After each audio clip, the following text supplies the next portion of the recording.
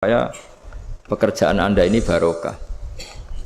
Kemudian yang terakhir saya beri ijazah tentang Al-Fatihah ya, karena ini surat yang populer. Kalau saya ijazahi Quran 30 juz pasti sampean nggak hafal. Atau ijazah surat Baqarah. Kalau mau Baqarah mau. Ijazahi surat Baqarah mau 2 juz setengah. Mau Mas Asep? Ya Fatihah aja yang gampang ya. Nah, ya kulhu Fatihah ini paket ringan ini. Tapi pahalanya apa? Besar. Ini beda ya, artinya selama ini mungkin Anda baca tapi monoton ya. Tapi ini saya bacakan teks aslinya tentang istilahnya itu mazaya itu kelebihannya Fatihah. Saya baca Arabnya dulu, nanti ini terakhir ya, ijazah tadi kan saran-saran umum tentang sosial. Ya, pokoknya jadikan kebaikan itu punya nilai sosial yang baik lah. Jadi nanti orang yang nggak amanah nggak laku. Ya, calon bupati, gubernur, presiden yang nggak amanah juga nggak laku. Begitu juga kiai yang tidak amanah juga nggak laku. Suami yang nggak amanah juga nggak laku. Istri yang nggak amanah juga. Sehingga kebaikan ini jadi nilai sosial yang dalam tanda kutip sudah keniscayaan ya. Yang diinginkan Allah itu seperti itu. Bukan kebaikan yang dipaksakan karena kekuatan negara. Maksudnya kalau bisa kebaikan itu tidak usah dipaksakan. Memang sudah satu kebutuhan. Tak cerita-cerita di negara maju itu. Bahkan apapun jatuh itu nggak ada yang ngambil apa itu. Makanya gambarannya Mekah Medina kan gitu kan. Barang jatuh nggak ada yang berani apa ngambil itu, saking sudah jadi sistem. Sehingga banyak negara di Eropa itu yang sampai nggak punya tentara, nggak punya polisi karena kebaikan sudah. Nah kita kan masih capek, polisinya aja capek apalagi masyarakatnya, karena ya kebaikan itu belum jadi nilai apa bersama. Nah, kita selain ditopang negara, ada polisi, ada tentara, itu kita usahakan kebaikan itu jadi nilai apa bersama. Tadi wa'tamiru bainakum bima'ruf. Dan kita punya reputasi yang bagus dalam bab ini. Saya masih ingat kecil saya itu yang jilbaban hanya keluarga kiai. Sekarang rata-rata masyarakat itu jilbaban. Dulu yang sekolah SMP, SMA itu jilbaban kadang dulu malah dilarang ya, harus sama seperti itu seragamnya. Sekarang sudah boleh. Dan nyaman. Lama-lama yang dapat simpatik ya yang pakai pakaian model tertutup seperti itu. Lama-lama gampangane cara wong golek mantu ya golek yang seperti itu daripada yang blodor. Lama-lama jadi nilai bersama. Ya ingin saya seperti itulah. Di terminal juga sama. Orang mau makan cari warung yang kelihatan ada ayat kursinya, pakai jilbab, atau paling enggak dia enggak mungkin lah nyuguhkan yang tiren atau yang haram. Akan ada garansi sosial. Ada apa? Ada garansi apa? Sosial. Dengan penampilan yang soleh itu kan masa iya nyuguhkan oplosan babi itu misalnya itu. Jadi nilai sosial itu harus benar-benar jadi nilai sehingga negara biar gak capek-capek. Polisi juga gak capek kan karena tugasnya corong Jawa mau ngawat-ngawati tok, tapi sudah tidak perlu tegang karena kebaikan sudah jadi nilai apa bersama. Ingat-ingat ya ayatnya tadi wa'tamiru bainakum bima'ruf. Jadi kebaikan itu harus jadi nilai bersama. Iktimar itu menjadi urusan bersama. Makanya kalau kita rapat besar disebut apa? Muktamar. Muktamar itu urusan bersama. Ya tadi imamnya sholat juga menopang Gojek karena enggak lama-lama nopang Grab, nopang Kernet, nopang penjaga Indomaret, penjaga bensin, pom bensin. Lah dia hanya punya waktu 5 menit terus imamnya baca Baqarah kan. Iya imamnya mursyid, mungkin dia tambah lama tambah dapat aplaus dari muhibbinnya, tapi makmumnya dia tambah lama tambah dapat penghormatan dari pecintanya, tapi kitanya wah khusyuk wali kan, dia dapat status naik lah, kita yang sudah tidak ikut jadi wali diganggu apa pekerjaannya. Kalau ada imam seperti itu sampai mufaroqah saja, niat ya Allah sampai sini saja saya makmum orang itu, silakan orang itu punya urusan sendiri dengan jenengan ya sudah, atau salib saja apa. Nah, itu boleh kalau dalam fikih namanya apa? Mufaroqah. Mufaroqah itu niat. Tapi kamu jangan langsung selonong mufaroqah, niat dulu.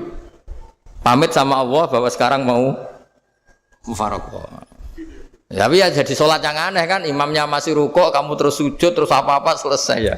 Mungkin dalam pandangan itu orang lain ini maksudnya makmum gimana ini kok begini. Tapi sudahlah Allah Maha tahu. Insya Allah dimaklumi. Ya saya baca tentang Fatihah ya, karena sampean pasti sering baca Fatihah. Supaya apa sekaligus jadi jimat lah gitu. Jadi kalau kamu sering di jalan-jalan yang mungkin sepi atau mungkin kan tidak semua teman Grab itu nasibnya bagus yang di Semarang Jogja. Mungkin yang di Kalimantan di Papua kan ada yang 10 kilo gak ketemu rumah, ya kan? Ya lihat di TV itu kan kasihan kan, sudah 10 kilo gak ketemu rumah, penumpangnya kewekar preman tuh kan, ini makan orang enggak kan?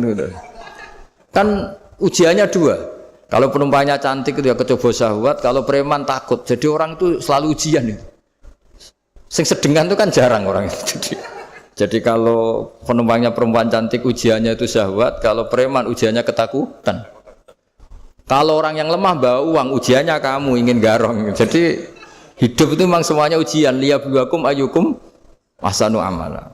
Makanya saya sering ditanya oleh teman-teman, Gus, nah ujiannya kenal wong wedok elek piye sama? Kenal wong ayu ujiannya syahwat, kenal wong elek ujiannya ngenyek, itu sama-sama dosa. Syahwat ya dosa, ngenyek juga dosa. Wah elek keriting untune metu ya dosa ngomong gitu. Kadang-kadang orang berpikir enak kancanan wong elek gak dosa. Kata siapa kancanan wong elek itu ya dosa karena bawaannya ngenyek. Ngenyek itu menyepelekan itu. Makanya saya itu ya nggak mau berteman sampean. Nanti kan bawaannya ngenyek atau seneng ya tidak tahu. Ya sudah ada takdir saja kalau ketemu ya tak ulang ngaji gitu. Tapi ini ngaji terakhir, setelah ini ngaji biasa aja, tidak usah resmi gini. Ngaji kok resmi aneh. Pokoknya nanti suatu saat kalau pandemi sudah berlalu saya akan ngaji Rebonan, ini ngaji. Ini ngaji yang kurang bagus karena ngatur kiai kurang berkah ini. Nanti tapi ya lumayan lah masih mau ngaji. Ngaji kok tanggal ini jam ini. Sekarang suatu saat kamu tak panggil, Mas Wahyu datang ke sini jam ini, tidak mesti bisa. Mungkin pas ada acara apa, maaf ke sini pas ngecek pas apa. Jadi ya sudah tapi tak maafkan, enggak apa-apa. Takdir ya. Tak bacakan supaya sampean tahu keramatnya bismillah. Nah, sebelum saya bacakan bismillah Fatihah, tak beritahu tentang ilmu tafsirnya karena ini penting sekali. Fatihah itu dawuhnya Allah, tentu itu dawuhnya Allah. Saya ulang lagi, itu kalam Allah. Tapi yang sudah diberikan kesampaian ke kita semua. Sehingga seakan-akan itu menjadi dawuhnya kita ke Allah. Jangan salah loh ya. Fatihah itu dawuh Allah tapi sudah diberikan ke kita. Sehingga posisi kita itu yang punya itu. Nah, kenapa ini perlu dijelaskan? Karena nanti ada kalimat iyyaka na'budu wa iyyaka nasta'in. Kalau itu masih kalam Allah, berarti Allah ngomong ke kamu, ngendikan ke kamu, kepadamu aku menyembah. Masa Allah menyembah kamu? Nah, sehingga ilmu tafsir itu menyelesaikan itu dulu ya. Saya ulang lagi ya, sebelum sampean sering baca Fatihah, aku yakin ya sering baca. Tapi barokahnya tidak paham itu tidak pernah janggal. Enggak paham itu ya penting supaya tidak iskal, tidak janggal. Sebetulnya di kalimat itu ada yang janggal. Kalau Fatihah itu kalimatnya Allah atau kalam Allah, bagaimana dengan kata-kata iyyaka na'budu? Masa Allah ngendikan ke kita, kepadamu kami menyembah. Masa Allah menyembah kita? Maka penyelesaiannya secara ilmu tafsir gimana? Semua ulama mengatakan, bukan satu dua, semuanya mengatakan di Fatihah itu semuanya diberi kawalan kalimat. Saya ulang lagi ya, di Fatihah itu semuanya diberi awalan kalimat qulu, katakan wahai hambaku begini.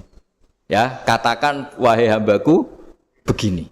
Nah, begini ini pelajaran dari Allah yang sudah diberikan ke kita. Terus kita mengatakan bismillahirrahmanirrahim, alhamdulillahirabbil, termasuk kita mengatakan iyyaka na'budu wa iyyaka nasta'in. Jangan bayangkan Allah ngendikan ke kita. Kalau Allah ngendikan kita berarti gini, hei Wahyu, ihdinas siratal mustaqim, tunjukkan saya jalan yang benar. Nah nanti kamu terus, ya Allah, Anda aja minta tolong saya minta tolong siapa kan? Jadi panjang kan? Ya, saya ulang lagi ya. Jadi itu di Ulumul Quran diterangkan gimana? Sebelum baca Fatihah, ya. Fatihah itu kalamullah, ngendikane Allah, tapi yang sudah diajarkan ke kita dan sudah milik kita, sehingga kalimat itu menjadi milik kita. Tapi ya kalamullah, tetap kalamullah, tapi sudah menjadi milik kita. Udah paham ya? Ya pinter nah. Ya, karena kalau tanpa penjelasan seperti ini Anda akan iskal. Bagaimana Allah iskal itu janggal, bagaimana Allah mengatakan iya anak budu. Kan jadi aneh ya? Ya, jadi tak jelaskan secara ilmiah ya. Jadi kata ulama-ulama tafsir, ayat-ayat Quran seperti ini sebetulnya dimulai dari qulu apa? Meskipun enggak dilafatkan. Itu kan sama dengan qul huwallahu ahad Muhammad. Katakan kalau Tuhan itu satu. Ya namanya Quran itu kan kalam Allah membina nabinya, membina umatnya. Makanya dikatakan atau enggak, di sini tersembunyi kata qulu, katakan. Ya. Jadi ya ibarat apa itu? Kamu ngajari anak kamu lah. Le, panggil jenengan bapak kula. Itu maksudnya anak itu kalimat itu kalimat kamu, tapi kamu ajarkan ke anak kamu. Terus anak kamu bilang, Pak jenengan bapak kula. Nah, ketika kamu mengatakan jenengan bukan kamu mengatakan jenengan anakku, berarti anakmu itu bapakmu, kan lucu kan? Anak kamu ajari jenengan bapak kula. Kamu engkau bapak saya. Terus anak kamu mengulang jenengan atau kamu bapak saya. Berarti itu kalimat yang kamu ajarkan, tapi sekarang sudah milik anak kamu. Kalau itu kalimat kamu kan lucu. Masa anak kamu bilang bapak? Nah itu seperti itu. Jadi ulama memberi solusi atau jawaban iya karena abudu. Iya itu sebelumnya ada kata-kata qulu. Katakan wahai hambaku, hubungan kamu dengan saya adalah katakan iya karena abudu wa iya karena nasta'in. Terus hubungan kamu dengan saya katakan juga dalam doamu ihdinas siratal mustaqim. Jelas ya, jadi itu kalam Allah yang sudah milik kita karena diajarkan Allah untuk kita. Dong ya? Ya dong, gak jelas ya. Tapi bagus, gak jelas tuh bagus. Kalau kamu jelas gak jadi dikrep, jadi gubernur.